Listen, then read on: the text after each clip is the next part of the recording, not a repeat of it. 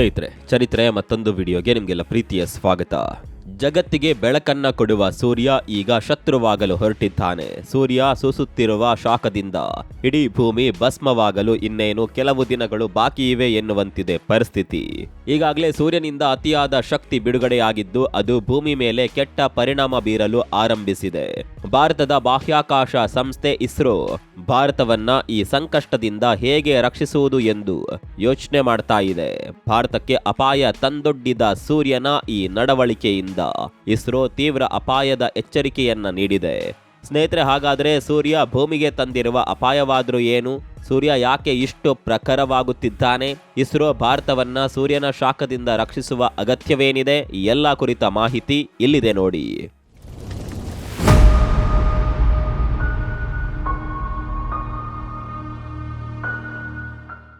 ಇತ್ತೀಚಿನ ದಿನಗಳಲ್ಲಿ ಸೂರ್ಯ ಪ್ರಬಲವಾದ ಸೌರ ಜ್ವಾಲೆಗಳನ್ನ ಬಿಡುಗಡೆ ಮಾಡ್ತಾ ಇದ್ದಾನೆ. ಇದರಿಂದ ಭೂಮಿಗೆ ತೀವ್ರ ಅಪಾಯವಿದೆ ಎಂದು ಇಸ್ರೋ ಎಚ್ಚರಿಸಿದೆ. ಅಷ್ಟೇ ಅಲ್ಲದೆ ಜಾಗತಿಕ ಬಾಹ್ಯಾಕಾಶ ಸಂಸ್ಥೆಗಳು ಸಹ ಜಾಗರೂಕರಾಗಿರುವಂತೆ ಸೂಚಿಸಿವೆ. ಸೌರ ಚಟುವಟಿಕೆಯಿಂದ ಸಂವಹನ ಮತ್ತು ಸಂಚರಣೆ ವ್ಯವಸ್ಥೆಯಲ್ಲಿ ಅಡಚಣೆ ಉಂಟಾಗುವ ಸಾಧ್ಯತೆ ಇರೋದ್ರಿಂದ ಇಸ್ರೋ 50ಕ್ಕೂ ಹೆಚ್ಚಿನ ಭಾರತೀಯ ಉಪಗ್ರಹಗಳ ಮೇಲೆ ನಿರಂತರ ನಿಗಾ ಇಟ್ಟಿದೆ. ಅತಿ ಪ್ರಕಾಶಮಾನವಾದ ಈ ಜ್ವಾಲೆಗಳು ಸನ್ ಸ್ಪಾಟ್ ಕಲ್ಚರ್ ಆಕ್ಟಿವ್ ರೀಸನ್ ನಿಂದ ಹುಟ್ಕೊಂಡಿವೆ. ಇವು 2026ರಲ್ಲಿ ಅತ್ಯಂತ ಪ್ರಬಲವಾದ ಜ್ವಾಲೆಗಳನ್ನ ಉತ್ಪಾದಿಸುತ್ತಿವೆ. ಸ್ನೇಹಿತರೆ, ಸೂರ್ಯ ಭೂಮಿ ಮೇಲೆ ಕೋಪಗೊಂಡಂತೆ ತೋರ್ತಾ ಇದೆ. ಅತಿ ಪ್ರಬಲವಾದ ಸೌರ ಜ್ವಾಲೆಗಳ ಸರಣಿಯನ್ನ ಬಿಡುಗಡೆ ಮಾಡುವ ಮೂಲಕ ಸೂರ್ಯ ಪ್ರತೀಕಾರ ತೀರಿಸಿಕೊಳ್ಳುತ್ತಿದ್ದಾನೆಯೇ ಎಂಬಂತಿದೆ ಈ ಪರಿಸ್ಥಿತಿ. ಇದು ಇಡೀ ವಿಶ್ವವನ್ನೇ ನಲುಗಿಸಿಬಿಟ್ಟಿದೆ. ಸೂರ್ಯನ ಪ್ರಖರ ಶಾಖವು ಉಪಗ್ರಹಗಳ ಮೇಲೆ ಪರಿಣಾಮ ಬೀರಿದ್ದು ದೂರದರ್ಶನ ಸಂಕೇತಗಳಿಗೆ ಅಡ್ಡಿಪಡಿಸುತ್ತಿವೆ. ರಾಡರ್ಗಳು ಹಾಗೂ ವಿದ್ಯುತ್ ಗ್ರಿಡ್ಗಳ ಸ್ಥಿತಿಯಂತೂ ಅಸ್ತವ್ಯಸ್ತಗೊಂಡಿದೆ. ಸೌರ ಚಟುವಟಿಕೆ ಹೆಚ್ಚಾಗುವುದರಿಂದ ಸಂವಹನ, ಸಂಚರಣೆ ಮತ್ತು ಉಪಗ್ರಹ ಪೆಲೋಡ್ಗಳಿಗೆ ಅಡ್ಡಿಯಾಗುವುದು ಅನಿವಾರ್ಯ. ಹಾಗಾಗಿ ಇಸ್ರೋ ಭಾರತದ 50ಕ್ಕೂ ಹೆಚ್ಚು ಉಪಗ್ರಹಗಳನ್ನ ನಿರಂತರವಾಗಿ ಗಮನಿಸ್ತಾ ಇದೆ. ರೇಡಿಯೋ ಸಂಪರ್ಕ ಕಡಿತಗೊಳ್ಳುವ ಸಾಧ್ಯತೆ ಹೆಚ್ಚಿದೆ. ಇಸ್ರೋದ ಎಲ್ಲಾ ಉಪಗ್ರಹಗಳನ್ನ ಸೂಕ್ಷ್ಮವಾಗಿ ಗಮನಿಸಲಾಗುತ್ತಿದೆ ಎಂದು ಭಾರತೀಯ ಬಾಹ್ಯಾಕಾಶ ಸಂಶೋಧನಾ ಸಂಸ್ಥೆಯ ಟೆಲಿಮೆಟ್ರಿ ಟ್ರ್ಯಾಕಿಂಗ್ ಮತ್ತು ಕಮಾಂಡ್ ನೆಟ್ವರ್ಕ್ ನಿರ್ದೇಶಕ ಅನಿಲ್ ಕುಮಾರ್ ಹೇಳಿದ್ದಾರೆ. ಮಿಷನ್ ನಿಯಂತ್ರಣ ಕೇಂದ್ರಗಳಿಗೆ ನೆಲದ ಕೇಂದ್ರಗಳು ಈಗಾಗಲೇ ಎಚ್ಚರಿಕೆಗಳನ್ನ ನೀಡ್ತಾ ಇವೆ. ಯಾವುದೇ ರೀತಿಯ ವೈಪರೀತ್ಯ ಅಥವಾ ಬದಲಾವಣೆಗಳು ಉಂಟಾದರೆ ಅವುಗಳನ್ನ ಸರಿಪಡಿಸಲು ಇಸ್ರೋ ತುರ್ತು ಯೋಜನೆಗಳನ್ನ ಸಿದ್ಧಪಡಿಸಿದೆ. ಸ್ನೇಹಿತರೆ, ಸೂರ್ಯ ಯಾಕೆ ಇದ್ದಕ್ಕಿದ್ದಂತೆ ಹೀಗೆ ಪ್ರಖರಗೊಂಡ? ಭೂಮಿ ಸೂರ್ಯನನ್ನ ಕೆಣಕಲು ಹೋಗಿದೆಯೇ ಎನ್ನುವ ಸಂಶಯಗಳು ನಿಮ್ಮ ಮನಸ್ಸಿನಲ್ಲಿ ಮೂಡಿರಬಹುದು. ಪ್ರಸ್ತುತ ಸೂರ್ಯನ ಕಿರಣಗಳು ಸಕ್ರಿಯವಾಗಿ ಕಾಣಿಸುತ್ತಿರುವ ಪ್ರದೇಶವೆಂದರೆ ರೀಜನ್ 14366. ಅಲ್ಲಿ ಕಾಂತೀಯವಾಗಿ ಸೌರ ಪ್ರಖರತೆಯು ದಿನದಿಂದ ದಿನಕ್ಕೆ ಹೆಚ್ಚಾಗ್ತಾ ಇದೆ. ಕಳೆದ ಕೆಲವು ದಿನಗಳಲ್ಲಿ ಆ ಪ್ರದೇಶದಲ್ಲಿ ಪದೇ ಪದೇ ಸ್ಫೋಟಗಳು ಸಂಭವಿಸಲು ಶುರುವಾದವು.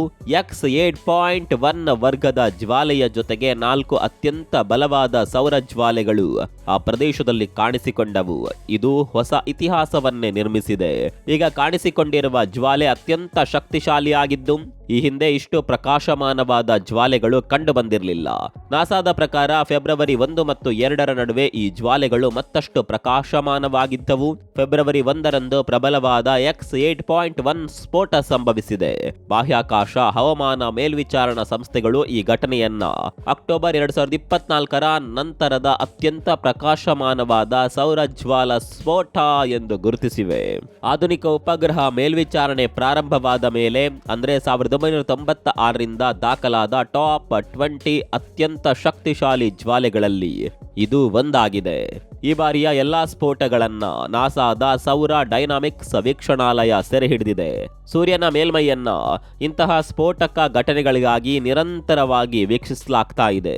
ಸೂರ್ಯ ಪ್ರತಿ 11 ವರ್ಷಗಳಿಗೊಮ್ಮೆ ತೀವ್ರ ಚಟುವಟಿಕೆಯ ಚಕ್ರಕ್ಕೆ ಒಳಗಾಗುವುದು ಪ್ರಕೃತಿಯ ನಿಯಮ.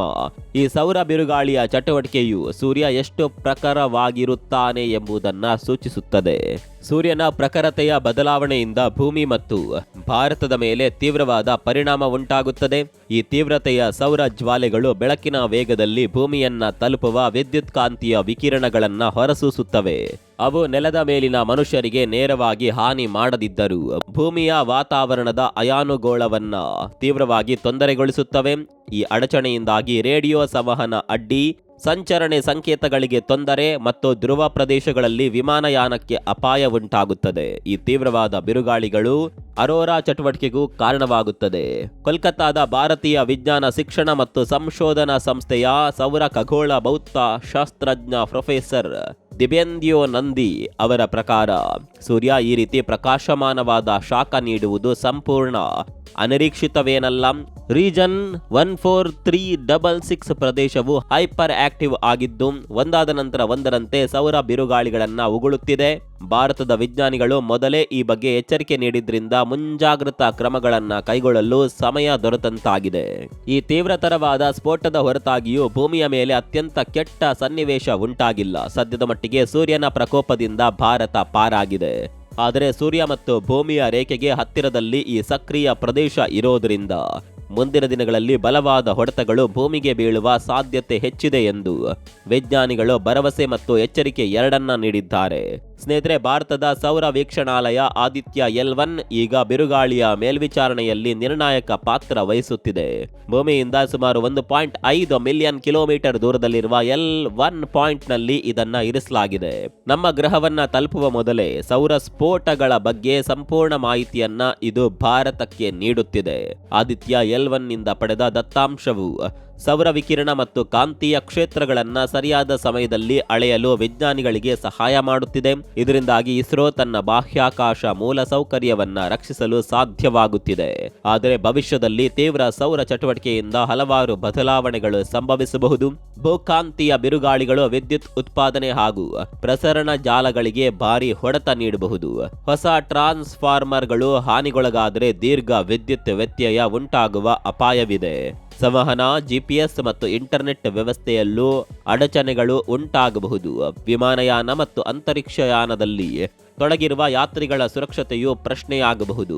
ಇನ್ನು ಬ್ಯಾಂಕಿಂಗ್ ಮತ್ತು ಆರ್ಥಿಕ ಚಟುವಟಿಕೆಗಳು ಉಪಗ್ರಹಗಳನ್ನೇ ಅವಲಂಬಿಸಿರೋದ್ರಿಂದ ಈ ಸೌರ ಆಘಾತಗಳು ಆರ್ಥಿಕತೆಯ ಮೇಲೂ ಪರಿಣಾಮ ಬೀರಬಹುದು.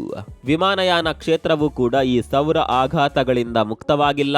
ಹೆಚ್ಚಿನ ಎತ್ತರದಲ್ಲಿ ಹಾರುವ ವಿಮಾನಗಳಲ್ಲಿ ವಿಕಿರಣದ ಮಟ್ಟ ಏರೋದ್ರಿಂದ ಪ್ರಯಾಣಿಕರು ಮತ್ತು ಸಿಬ್ಬಂದಿಯ ಸುರಕ್ಷತೆಯು ಆತಂಕಕ್ಕೆ ಕಾರಣವಾಗಬಹುದು. ವಿಶೇಷವಾಗಿ ಧ್ರುವ ಪ್ರದೇಶಗಳ ಮೂಲಕ ಸಾಗುವ ವಿಮಾನ ಮಾರ್ಗಗಳನ್ನು ತಾತ್ಕಾಲಿಕವಾಗಿ ಬದಲಾಯಿಸಬೇಕಾದ ಅನಿವಾರ್ಯತೆ ಉಂಟಾಗಬಹುದು. ಇದರಿಂದ ವಿಮಾನಯಾನದ ವೆಚ್ಚ ಮತ್ತು ವಿಳಂಬಗಳು ಹೆಚ್ಚಾಗುತ್ತವೆ. ಇನ್ನು ಅಂತರಿಕ್ಷಯಾನದಲ್ಲಿ ತೊಡಗಿರುವ ಗಗನಯಾತ್ರಿಗಳಿಗೆ ಸೌರ ವಿಕಿರಣವು ನೇರ ಆರೋಗ್ಯದ ಅಪಾಯವನ್ನುಂಟು ಮಾಡಬಲ್ಲದು. ಅಂತಾರಾಷ್ಟ್ರೀಯ ಬಾಹ್ಯಾಕಾಶ ನಿಲ್ದಾಣ ಸೇರಿದಂತೆ ಭವಿಷ್ಯದ ಚಂದ್ರ ಹಾಗೂ ಮಂಗಳ ಗ್ರಹದ ಮಿಷನ್ಗಳಿಗೆ ಇದು ದೊಡ್ಡ ಸವಾಲಾಗಿದೆ. ಭೂಮಿಯ ಮೇಲ್ಮೈಯ ಬ್ಯಾಂಕಿಂಗ್ ವ್ಯವಸ್ಥೆ, ಷೇರು ಮಾರುಕಟ್ಟೆ ಹಾಗೂ ಡಿಜಿಟಲ್ ಪಾವತಿ ವ್ಯವಸ್ಥೆಗಳು ಸಂಪೂರ್ಣವಾಗಿ ಉಪಗ್ರಹ ಮತ್ತು ನೆಟ್ವರ್ಕ್ ಅವಲಂಬಿತವಾಗಿರೋದ್ರಿಂದ ಈ ಸೌರ ಬಿರುಗಾಳಿಯು ಆರ್ಥಿಕ ಚಟುವಟಿಕೆಗಳ ಮೇಲೂ ಭೀಕರ ಆಘಾತ ನೀಡಬಹುದು. ಹಾಗಾಗಿ ಈ ಅಪಾಯಗಳು ಭಾರತವನ್ನ ಅಪ್ಪಳಿಸದಂತೆ ತಡೆಯುವುದು ಇಂದು ವಿಜ್ಞಾನ ಲೋಕದ ಮುಂದಿರುವ ಬಹುದೊಡ್ಡ ಸವಾಲಾಗಿದೆ. ಈ ನಡುವೆ ಒಂದು ಭರವಸೆಯ ವಿಷಯವೇನೆಂದರೆ, ಫೆಬ್ರವರಿ 1ರಂದು ಹಣಕಾಸು ಸಚಿವೆ ನಿರ್ಮಲಾ ಸೀತಾರಾಮನ್ ಅವರು ಭಾರತವು ದೊಡ್ಡ ಸೌರ ದೂರದರ್ಶಕವನ್ನ ತಯಾರಿಸುವುದಾಗಿ ಹೇಳಿದ್ದಾರೆ. ಸುಮಾರು 1,000 ಕೋಟಿ ರೂಪಾಯಿ ವೆಚ್ಚದ ಈ ದೂರದರ್ಶಕವನ್ನ ಲಡಾಖ್ನ ಪ್ಯಾಂಗಾಂಗ್ ಸರೋವರದ ತೀರದಲ್ಲಿ ಇರಿಸಲು ಯೋಜನೆ ರೂಪಿಸಲಾಗಿದೆ. ಇದು ಭವಿಷ್ಯದಲ್ಲಿ ಸೂರ್ಯನ ಮೇಲಿನ ನಿಗಾವನ್ನ ಮತ್ತಷ್ಟು ಬಲಪಡಿಸಬಹುದು ಎಂಬ ಭರವಸೆ ಇದೆ. ಸ್ನೇಹಿತರೆ, ಪ್ರಬಲ ಸೂರ್ಯ ಶಾಖವನ್ನ ತಡೆಹಿಡಿಯಲು ನಿಮ್ಮ ಪ್ರಕಾರ ಯಾವ ಉಪಾಯಗಳಿವೆ? ನಿಮ್ಮ ಅಭಿಪ್ರಾಯವನ್ನ ಕಾಮೆಂಟ್ ಮಾಡಿ. ಮತ್ತೊಂದು ವಿಡಿಯೋದಲ್ಲಿ ಸಿಗೋಣ. ಅಲ್ಲಿವರೆಗೂ ನಮಸ್ಕಾರ.